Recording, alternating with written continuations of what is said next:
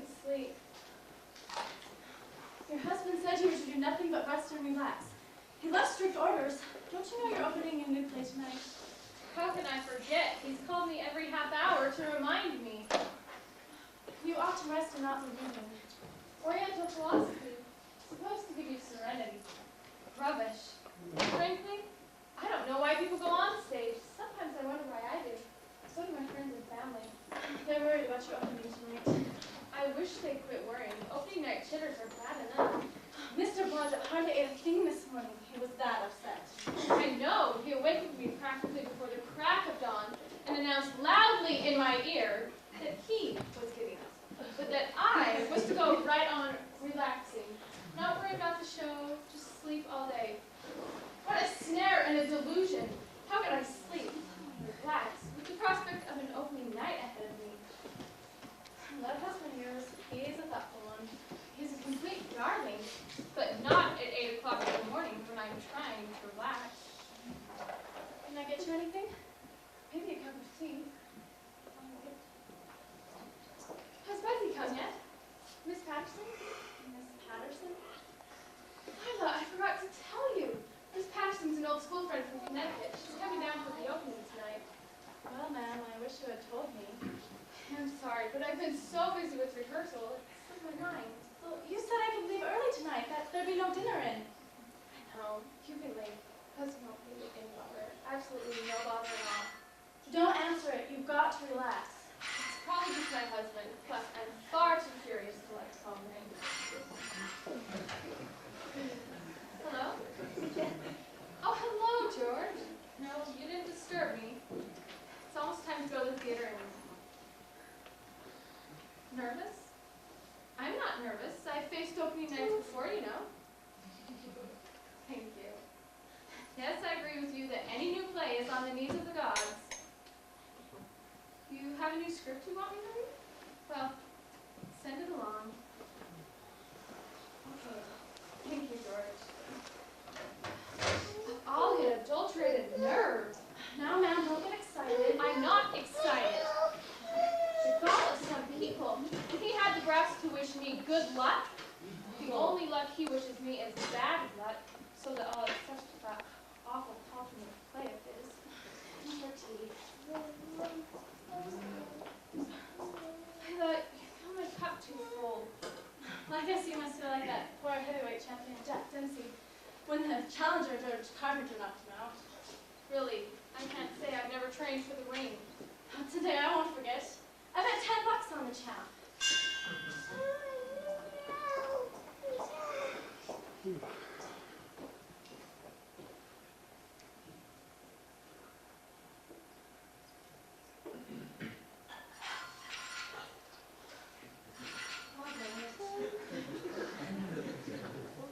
Hello? Oh, hello, dear. Yes, I've been relaxing. You don't sound so good. Something you ate? Well, what did you eat for lunch? Oyster stew? Darling, you know you're not supposed to eat oyster stew. I know, but unfortunately, the affection isn't returned on the part of the oyster stew. You always get sick. Well, why don't you come home and take a little Bryant Park? That'll fix you up. Yes, dear. I will. Bye. Bessie, sweet, it's good to see you again, and looking so wonderful. I must be a sight. I'm a positive wreck. Your cup of tea help? Of course, no. I can keep a thing on my stomach. Besides, nothing will help. Bessie, are you ill? How could you possibly know what I'm going through? Do you have an aspirin? Yes, let me give you one. No. Shouldn't you be resting for your own person? It's all right. Cornelia, I don't know why you had to pick out the stage. What did you say, dear? Couldn't you have chosen a line of work that would have been easier on your friends?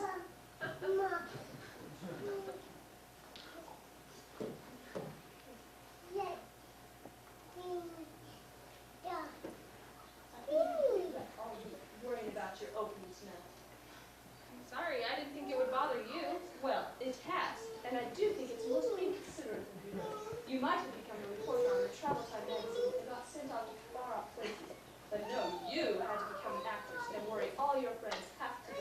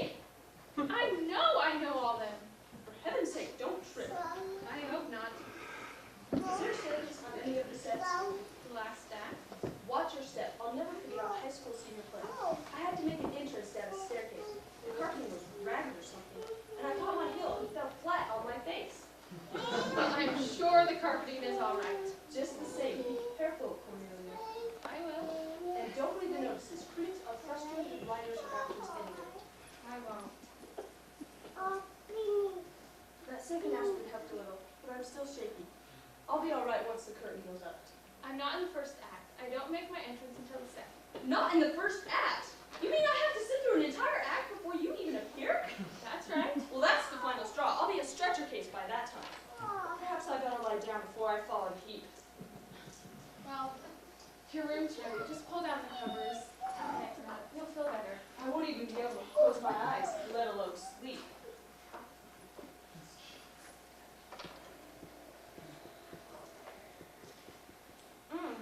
Ice cold. I'll get it.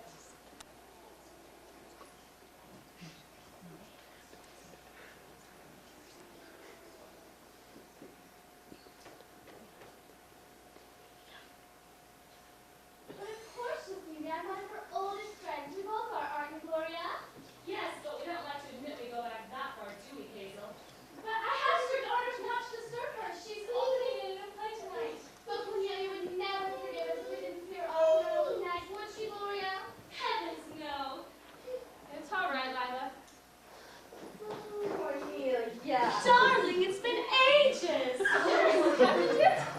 Wait, don't tell us we changed that much. I declare, Gloria, she doesn't recognize us. Don't go back too far. We're not that ancient. Shall we give her a hint? No, perfectly all right.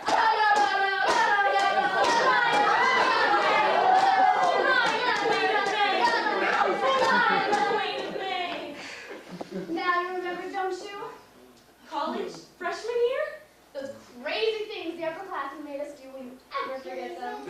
Not after today. We were simply thrilled beyond words when we came into New York and saw you were having an opening. This is the first New York City George and I've had in 15 years. How nice. Won't you sit down? You cannot imagine our excitement when we opened up a New York paper and there, just as big as you please, was your picture and all about your opening. So I said to Gloria, Cornelia would never forgive us if we didn't see her off. Of course, we know it's been ages since we've seen you. College freshman year? I sit next to you in freshman Latin, remember? Of course. My, how time flies. Will you ever forget graduation week? How heavenly it was? Actually... Gloria and I didn't graduate. We left our freshman year. Oh, But we always remembered you. My, yes, you were such a cut-up. What she means is you're always so wonderful, mimicking and taking off all the professors. You were a scream. Remember what a scream she was in college? Taking You were off all a the professors? scream. A scream. Such a scream. I told her I met you even better now, all of your professional experience and all. the play tonight is hardly a scream. It's rather heavy, serious drama. Well, I'm sure you're good at that sort of thing, too. I'm sure you are. Well, you were fortunate to get seats tonight. Opening night is usually sold out. Actually, the box office said they were completely sold out. But we told them we were old friends of yours. But the man at the box office was at all impressed when we told him we went to college with you. He's probably never heard of our college. Thought it was some kind of female sing-sing. She a scream? She's a scream! So I said to Gloria, let's look over here. I'm sure she can wangle some tickets for us. If anyone can, I'm sure you can. Really, I'd love to, but if they're sold out, I was only able to get 4 myself. You mean you can't get us any tickets? That's the silliest thing I've ever heard in my life. You mean you can't get us any tickets at all? Really, I'd love to have you see the play, but if they're completely sold out, You can't even wangle 2 tickets? Our husbands will be at dinner all evening, and heaven knows when that'll break up. I'm deeply disappointed. Wish that you could see it. Well, if you can't, you can't. So we did think you'd like to have some of your old friends rally around you on your opening nights. Well, if you can't, you can't. We can always take in a movie. I'm sorry. Cornelia, where's the bike car? Lila didn't tell me you had visitors. These are 2 of my friends from Bryn Mawr. Alden, I'd like you to meet. This is Hazel, and this is Gloria. I'm Hazel. Of course, Hazel. How do you do? How do you do? How you do? Gloria and Hazel were supposed to take in the opening tonight, but we're completely sold out. That's too bad. We won't bother you any longer. We better leave you alone so you can get in the mood. Good luck. Have a good opening. Of all the gas talking about? What is the mood you're supposed to get in? I haven't the faintest idea. Of all the fool things to do the day of your opening, gathering with a bunch of females, what is this? A class reunion? But they practically forced their way in on Lila. Who are they? I don't know. You don't know. You acted like long-lost friends. Well then, don't shout. I suppose I should have known them at one time. You suppose. You don't know. How can someone be so thoughtless as to impose on you the day of your opening? Here, please fix your covers. They're all right. Nonsense. Don't want you to catch cold. There.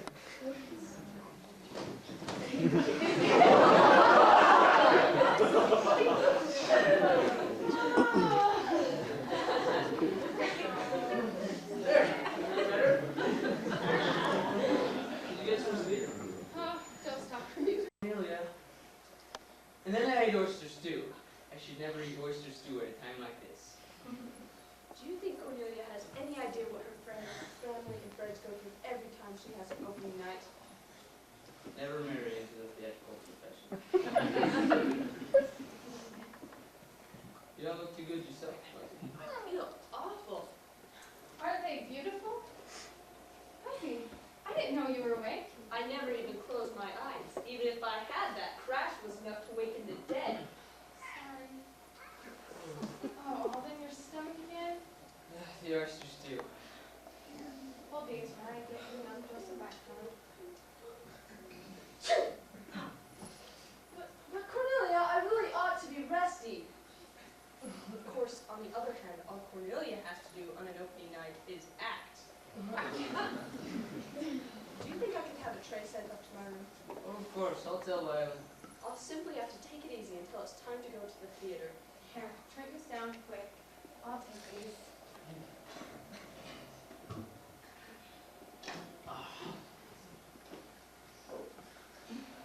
Alden, you're not. Quick, to the bathroom!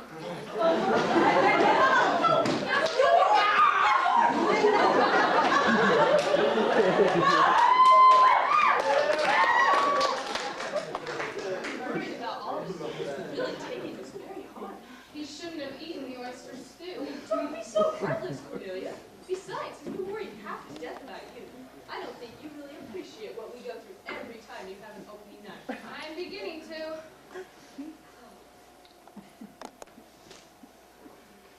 I doubt if I can stand the strain of another one. I'll announce my retirement at the end of the run. Then I won't have your utter collapse on my conscience. It's no joking matter. You feel better? Could feel worse. Well, I'll be leaving for the theater shortly. You and Buzzy can go have a nice, calm meal. Some food to me. I'm having a tray sent to my room. I'm sorry, I told Lila she could leave early. Nonsense. Buzzy's in no condition. What must you be thinking of, Cornelia? But I don't think Lila would like it if I had to go and tell her that she couldn't come. A fine way to treat a guest and your best friend. If you've already told Lila, We'll see about that. Lila, Miss Patterson won't be down for dinner. She'd like a tray sent to her room. Dinner? But you told me. No, I didn't, Lila. Nothing elaborate. Miss Patterson isn't feeling well. But I was just leaving. My husband's coming to get me, and we're going to an early movie. I'm sure you won't mind. But I do mind. She told me. No, I didn't. I didn't know Miss Patterson would be indisposed when she arrived. Well, of course, in my other jobs, when I was told I could have the evening off, I had the evening off. I'm very pleased with you, and I would hate to see you go. Well, I'm certainly always trying to please, but if you're not satisfied, then maybe I better go look for another position. No, I am pleased with you. Then I can have the evening off like you promised? Yes, you can go. You can go. Of all the crust! And you let her get away with it! But she's a very good maid, and I've almost gotten her broken in. It's the principle of the matter. I'd have fired her. Not if you had to break in a new maid. if I'd known I was going to be this much bother, I'd have stayed up in Connecticut.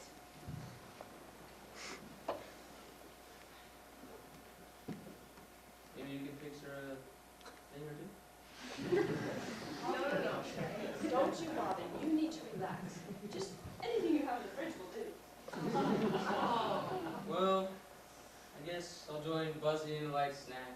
The bicarb seemed to help. I'll get it. I'll be in my room. Keep your spirits, Buzzy. I'll try. Miss Skinner, we called your husband at his office, and he said it'd be perfectly all right if you stopped by just before you left for the theater. In fact, he said he'd be delighted. We've come all the way from New Jersey just to see you. I'm overwhelmed, really. I am, girls. But tonight's my opening. We know. Yes, In the balcony. Alden, did you tell these girls they could see me? Oh, there you are. Remember, we called you this afternoon. You did? Of course. You remember? We're from the Dramatic Society of Birth and Women. Yeah. Yes, you did. We were chosen as a committee.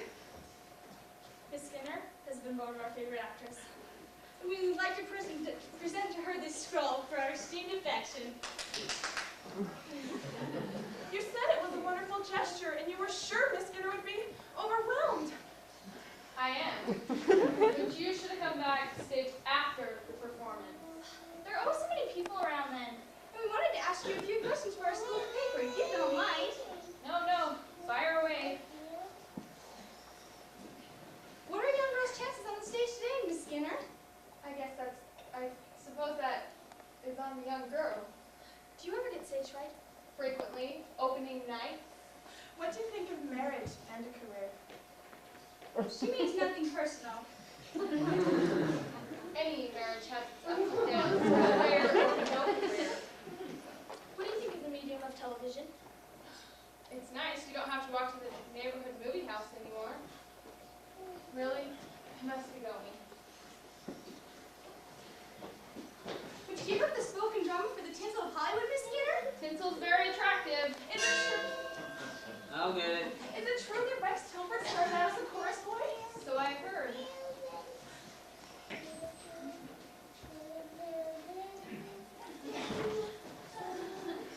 You were an awful strain this must be on you.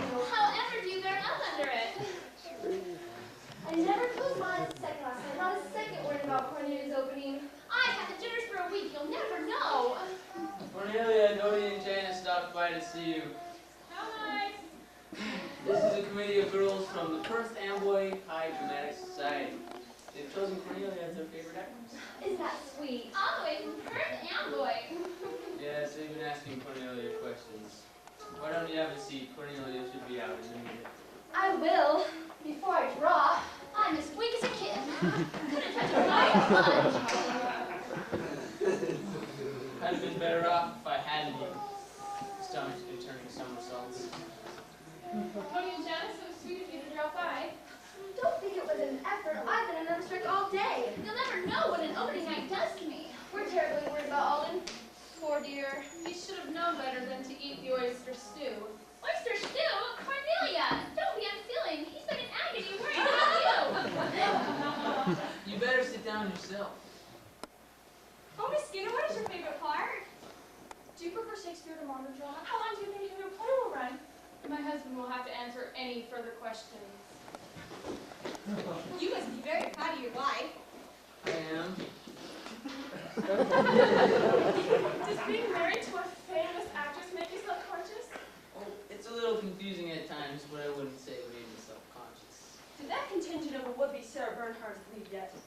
Oh, sorry. Lizzie! Alden didn't tell me you were here. How sweet of you to come all the way down from Connecticut. Oh, Buzzy. You look awful. But